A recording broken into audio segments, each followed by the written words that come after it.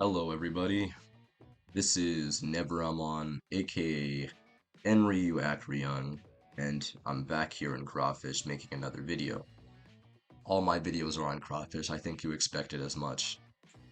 But I actually had a talk with the owner of the game about making a video sort of explaining what this game is, talking about the different aspects of this game, and generally giving a comprehensive view of what this game is like.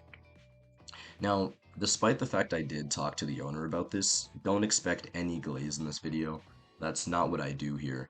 I'm going to give what my general opinions on the game are, and spoiler alert, they're generally positive.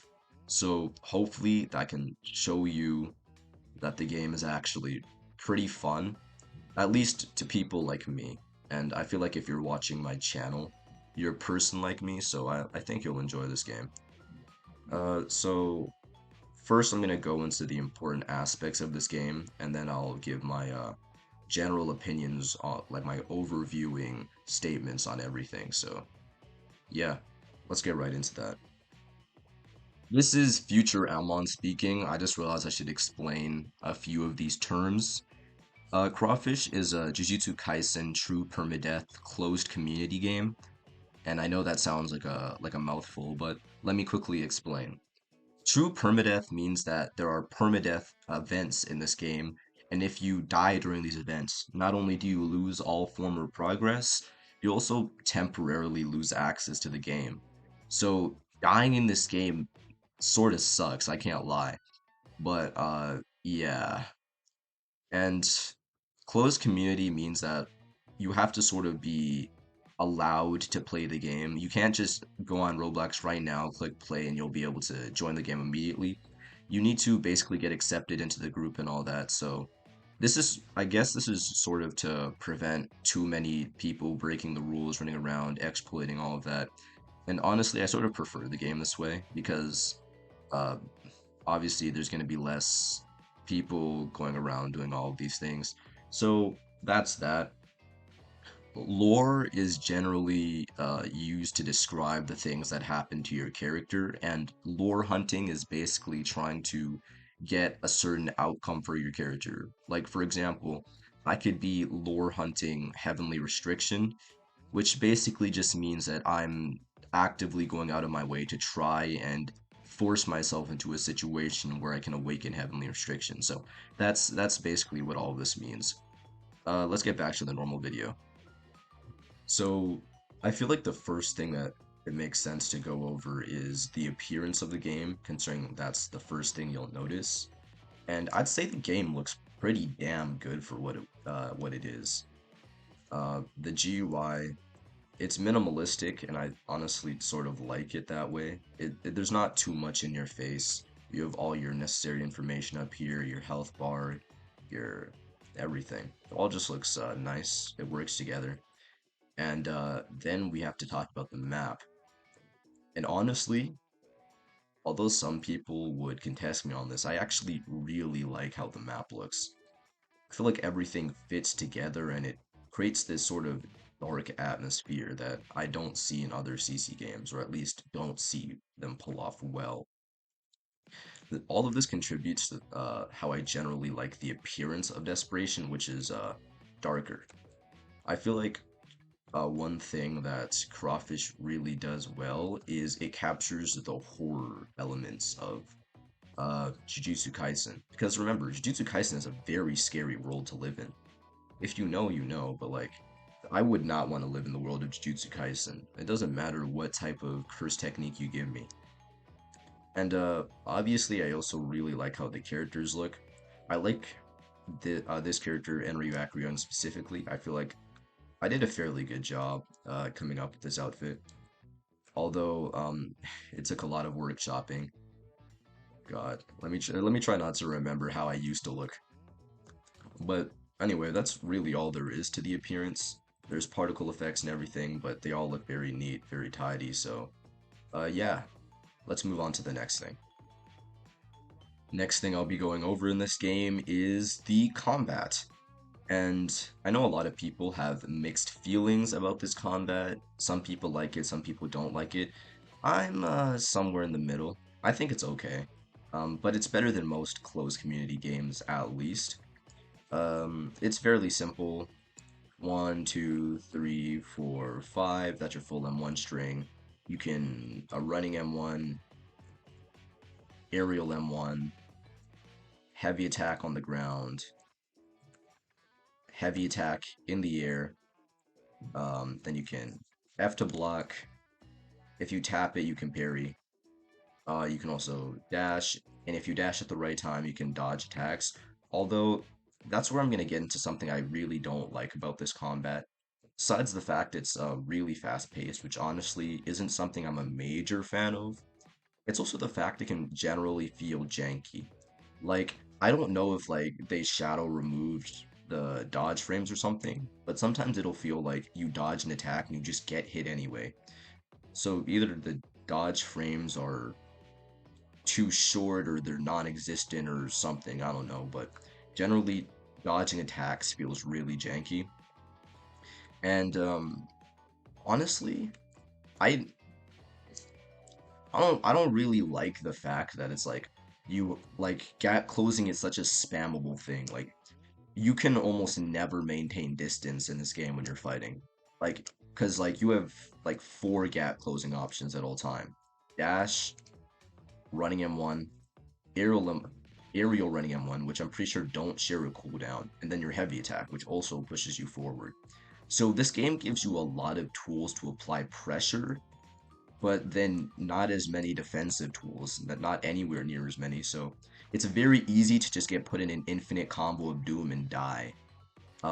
Maybe I'm just butt at the game, who knows? Maybe I just need to learn to parry, but it feels like this game just gives you way too much offensive options. Um, that's all I really have to say for this section. So I am. Oh, there's also skills, by the way. I forgot to mention that, but I literally can't showcase any of them because I don't have any skills. Some of them require quick time events, which is I'm a bit iffy about, but I don't have those anyway, so I can't really complain about something I don't have. And yeah, that's really it. That's really it. Okay, we're moving to the next section now. So the next thing we're going to be talking about is progression.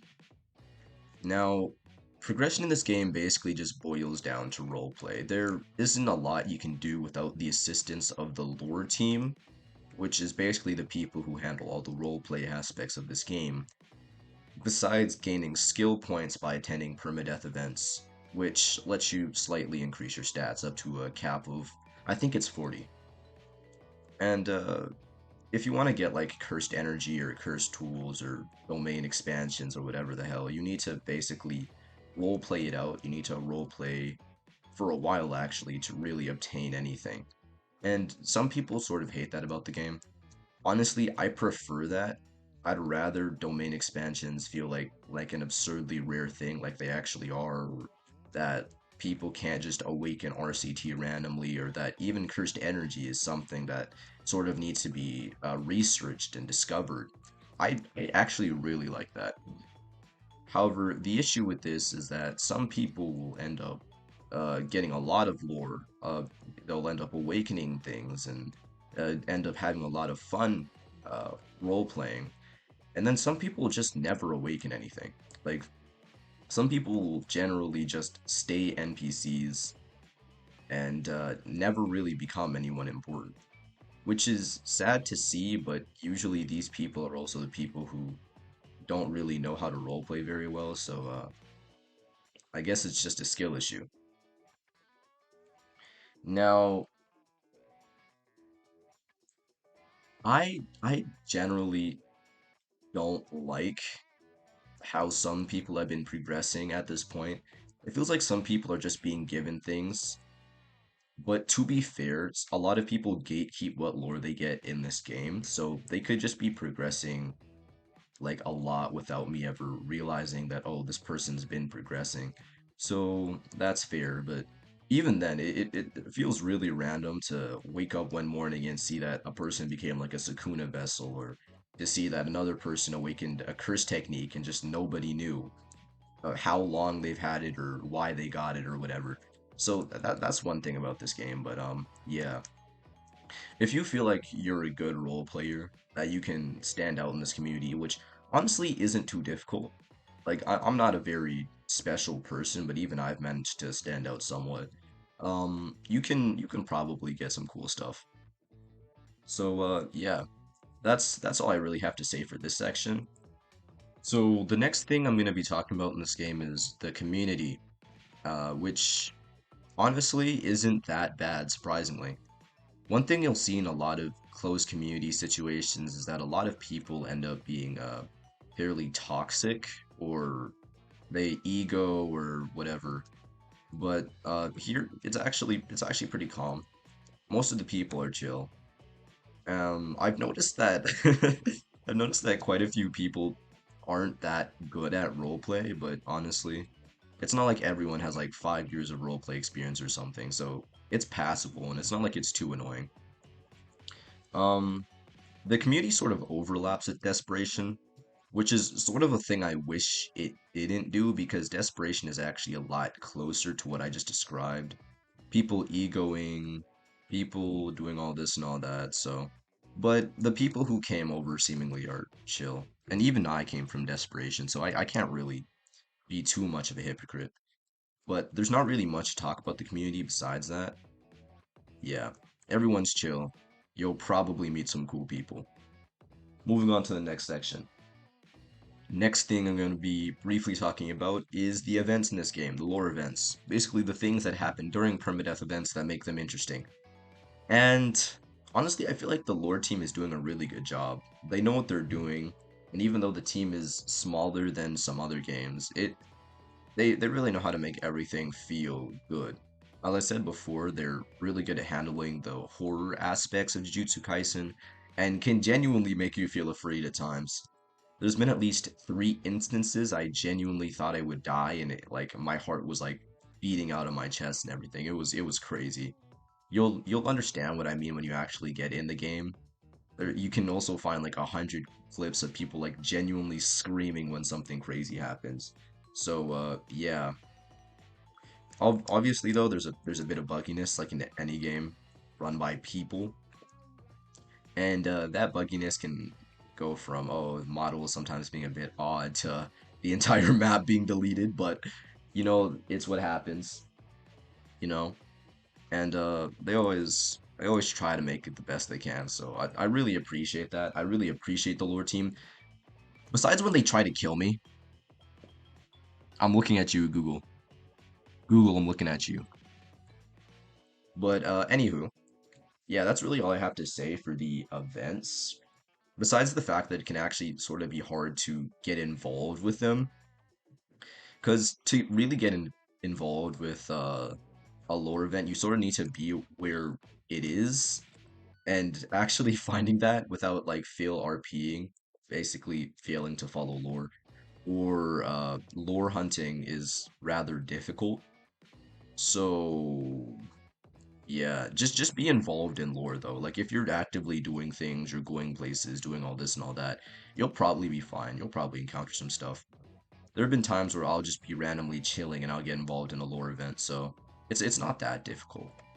So the permadeath in this game is a point of contention. I can't actually remember if I brought it up earlier, but I I have mixed feelings about permadeath. Um, One thing I will say they do good right away is that the permadeath doesn't feel unfair. Like when you die in lore, most of the time you feel like you deserved it. Unless it's like a player killed you, which doesn't happen too often, you genuinely feel like, okay, I could have avoided this. I didn't really need to die like this. As long as the lore team isn't dropping Darumas on you, I've seen that a couple of times. But I honestly, the whole idea of true permadeath to me is sort of sucky, right? Because it's like, okay, if you die, then not only do you lose all your progress and all the lore potential that character had, but you're also getting like removed from the game. Like you can't play anymore. You need to get re-waived and all of that. And I know some people don't like that. I don't like that. But it keeps the community a good size. It prevents a bunch of people from running around and doing whatever they want with no regard for their own life. So it's a good tool that they know how to use. And yeah, that's really it. I couldn't really think of an alternative for what they could do, at least not off the top of my head. So really, true permadeath is just it's a good solution to a hard problem. And really, that's all the aspects of the game I really need to go into. Most of the other stuff you can just see when you get in the game. Honestly, I would say the best way to decide whether you actually like Crawfish or not is to play it. Because I genuinely thought I wouldn't like Crawfish when I first started playing it, but then I ended up liking it a lot. So I really do suggest just check out the game. I pointed out a lot of negatives in this, I'm not gonna lie. I pointed out a lot of negatives of the game, but the game is generally good. Like, I would say overall, I'd rate this game like it's a solid 8 out of 10. And if you like roleplay games, it's a 9 out of 10. So I genuinely would recommend it to you as a content creator, really just as a person, as a role player. Check the game out, man. Um, and if any of you get in from watching this video, make sure to ping me and say, yo, I'm from this video. Thanks for telling me about the game, man. I don't know, something like that. But yeah, that's really all I have to say. Generally, I love Crawfish, and I plan to keep making videos on it for a long time. Until I get wiped anyway. I'm eventually gonna die at some point, but at least until then, I hope to make a bunch of videos on this game, a bunch of content.